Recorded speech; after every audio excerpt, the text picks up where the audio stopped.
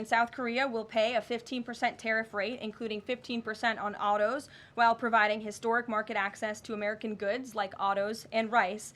Korea will purchase $100 billion in American energy by 2028. And the centerpiece of this deal is that South Korea has agreed to invest $350 billion at the president's direction to revitalize American industry. 90% of those profits will go to the United States government to help pay down our debt and for other matters at the president's choosing. So it was a very successful meeting yesterday. Venice set up the further U.S.-South Korea summit day. I'll get you something on that. I don't have it at my fingertips. Okay, Amanda. Thank you, Caroline. There are a number of congressional Republicans who have raised the alarm about the fact that roughly 80% of pharmaceuticals are either manufactured or their precursors are manufactured in either China or India. There are some pieces of legislation, some recommendations, which include either onshoring, nearshoring, or friendshoring, those components of that. Do you know if the president intends to throw the weight of the executive behind that?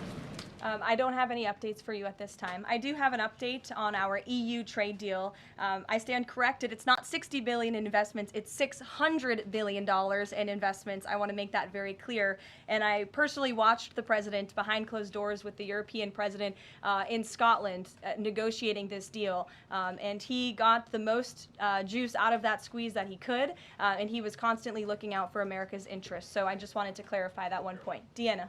Thanks, Caroline. For the countries that don't have a deal yet, should we be looking at the April 2nd chart at all?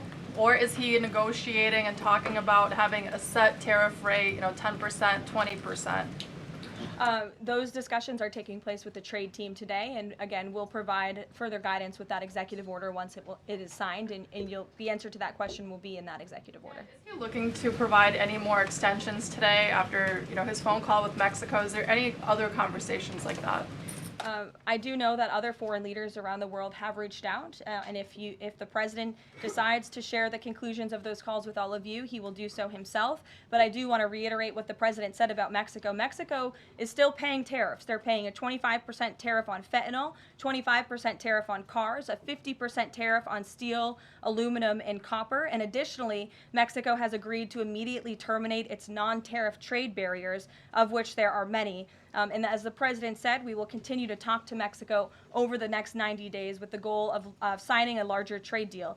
The key to this, again, is Mexico has agreed to terminate those non-tariff barriers and to continue to work with us in good faith. Mexico is a very unique situation of all the other countries around the world because, of course, we share our southern border with Mexico, which we've seen an increase in cooperation between Mexico's President Claudia Sheinbaum and our administration on clamping down on drug trafficking and human trafficking at the southern border. We appreciate those efforts and will continue to work in good faith and to continue to have these trade discussions as well.